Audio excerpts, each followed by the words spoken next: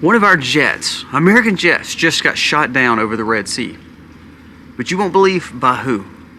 And to me, this shows exactly what is happening in the Biden administration. Also, we're going to talk about Mike Johnson, and does he have a hope of staying speaker? There's a new report that showed that he gave really a crapshoot worth of a junky bill to Trump as he walks into the White House in January. There's also people saying, well, he stood with the Democrats more than he stood with the Republicans in this last bill. Really, the only hope for Speaker Johnson to actually stay Speaker Johnson is to bring the Democrats in and let them help him get elected. That's what's crazy, because the Republicans, I think, are looking to get him out. Also, we're going to talk about one congressman who has been a MIA. I mean, hasn't been around, hasn't been seen. You'll never believe where they found her. Again, this proves the point that these people have been in office too long. We're not running a nursing home, people. We're running a country. And then lastly, we'll talk about what Donald Trump just said on day one. What is he pulling out of that's got the world going nuts? I think it's a great thing. Let's dive into these stories and a few more. This video starts right now.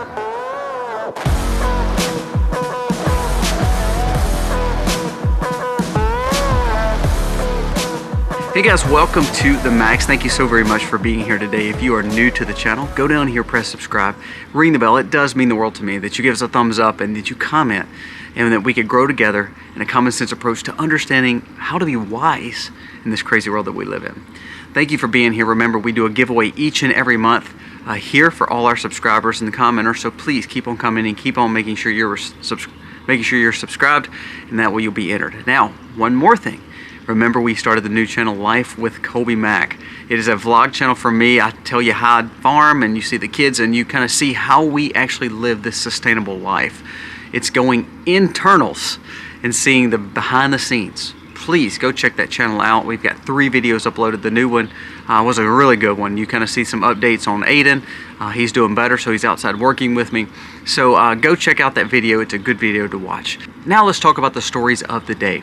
First, let's jump into what Donald Trump is pulling out of. On day one, there's a story that broke that said that his cabinet, his transition team, is stating that he will pull out of the WHO, the World Health Organization.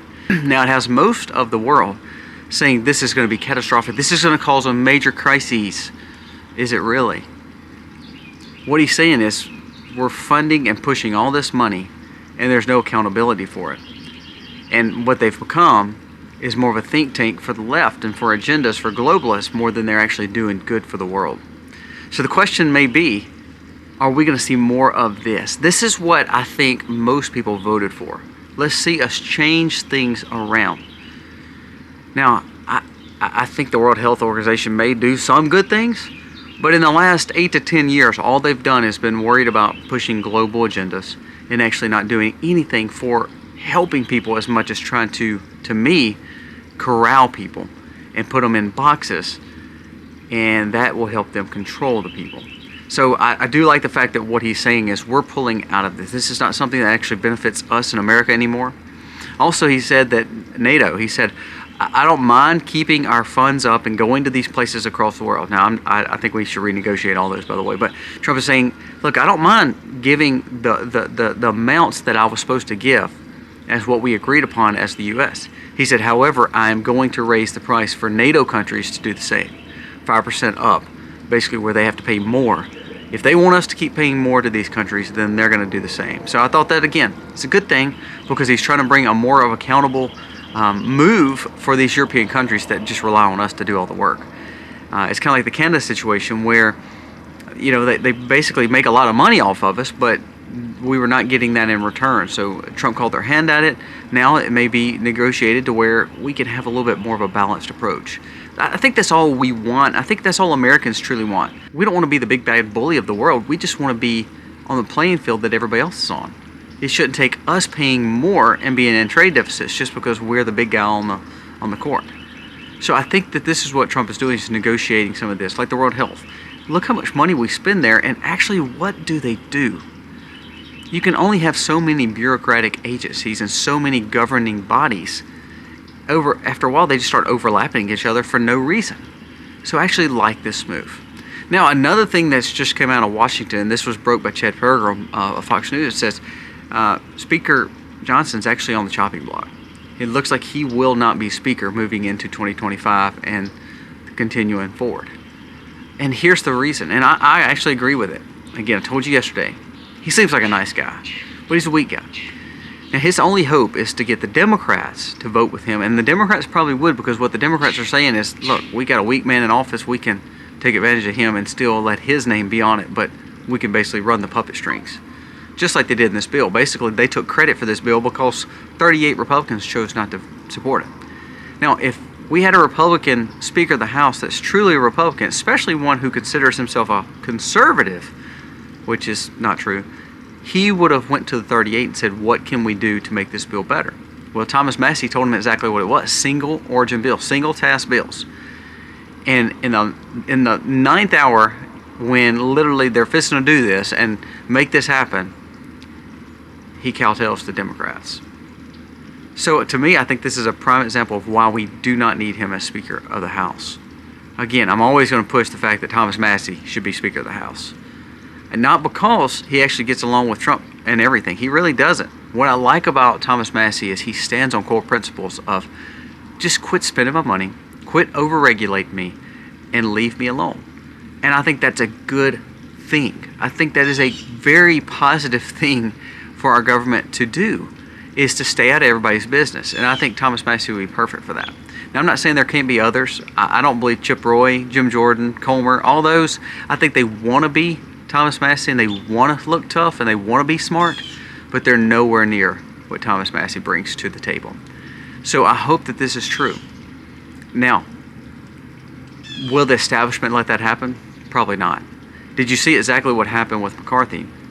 Gates pushed, the conservatives pushed, the populists pushed, and they thought they were getting someone like them, and they ended up getting another person that was weak that the deep state could pretty much take over, Mike Johnson. So will this take place again? Will we move another speaker in? Will it be someone that we like? I hope so. But the question then remains is, what's the Democrats going to do? Are they going to be able to work with and get the support that they want to push behind Johnson, and then Johnson has to basically do what they want? And that could actually happen. Look what happened in this last bill. You don't believe that can happen? Look what happened in this last bill. Now let's dive into something that's unbelievable. This to me shows exactly how America is looked at in the nation and how they're looked at in the world. I'm going to read this article.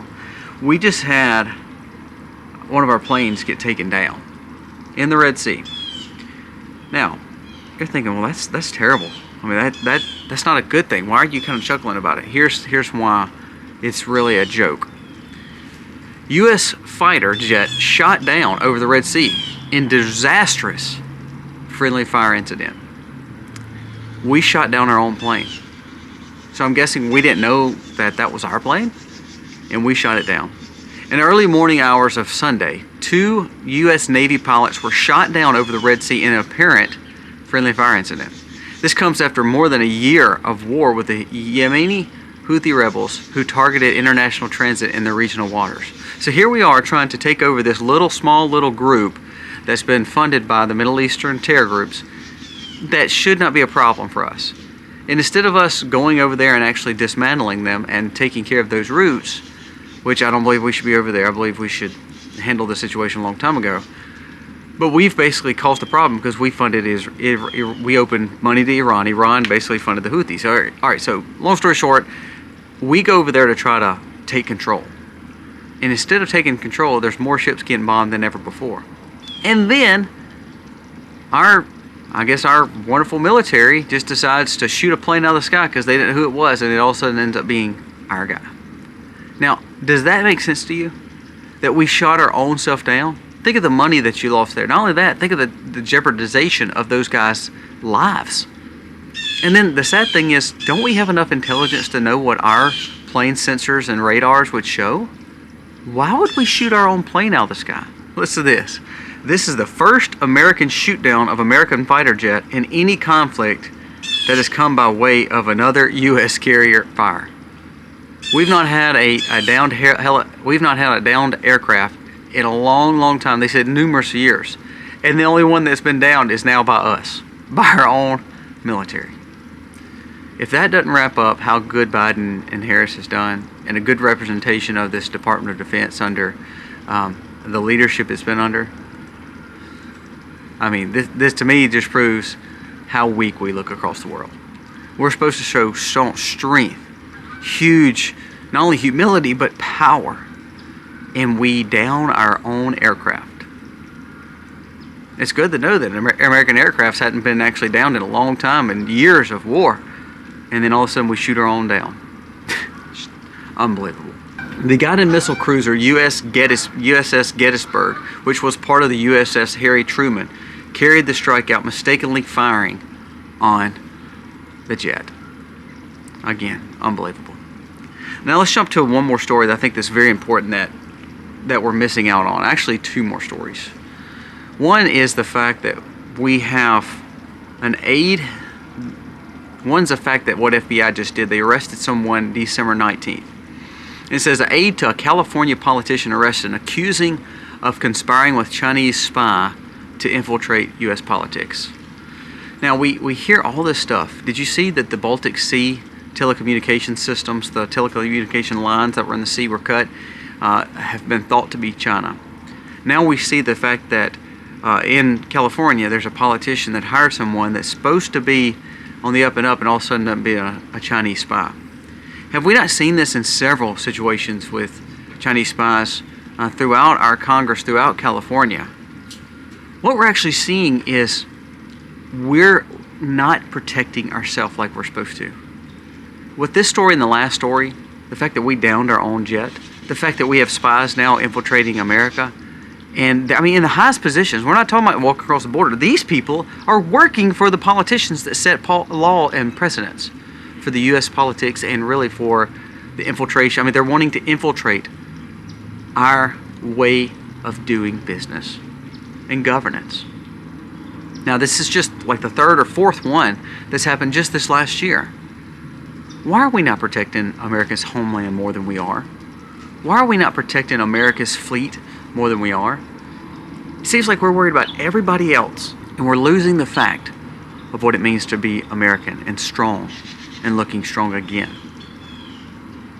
This is not good that we have Chinese spies infiltrating our nation in ways that should have never happened. They should have never been allowed to. Do we not do background checks on these people?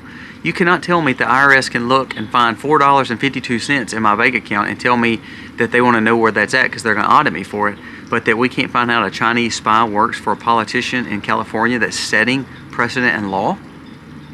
Come on. That's ridiculous. So that's why I think Cash Patel would be great for FBI, because they could focus their money and their power and their vision towards actually protecting Americans instead of worrying about what Americans are doing, as in trying to go after us because of our political affiliation. Why are we allowing this kind of stuff to happen?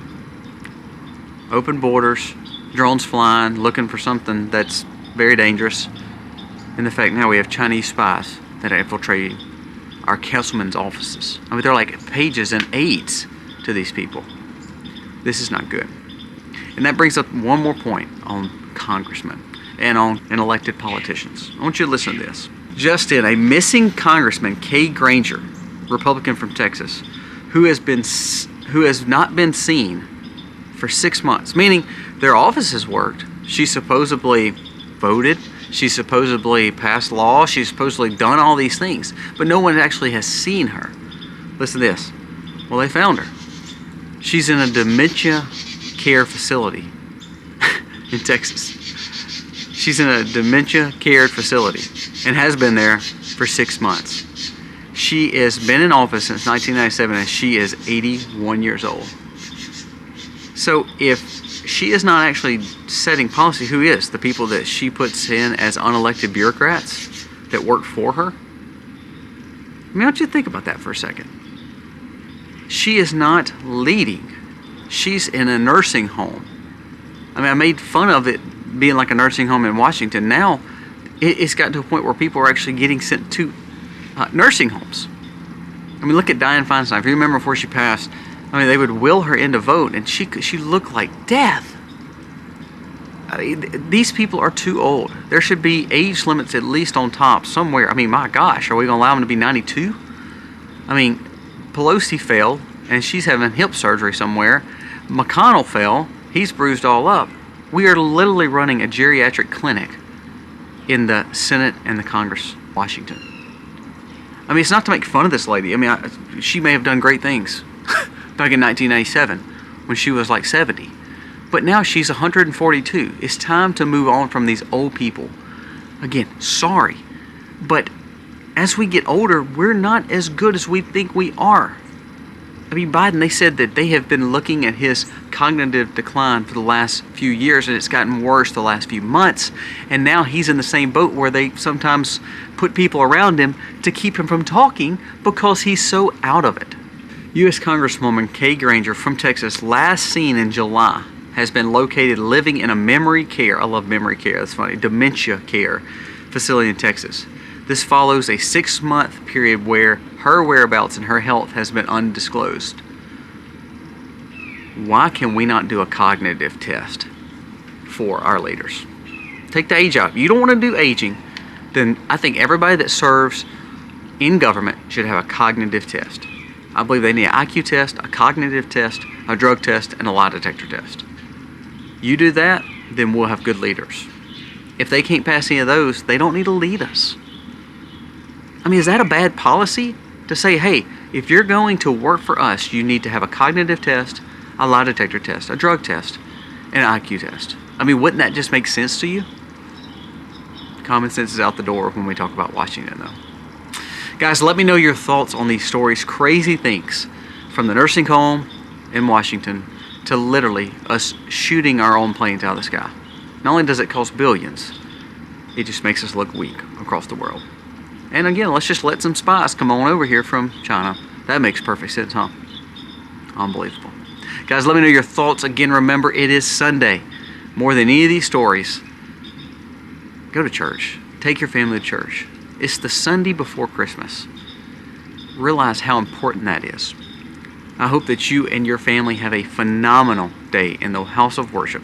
And you need to understand that all this stuff, all the craziness in this world, the only hope that we actually have is truly in God and His Son Jesus. Guys, thank you so much for watching. God bless.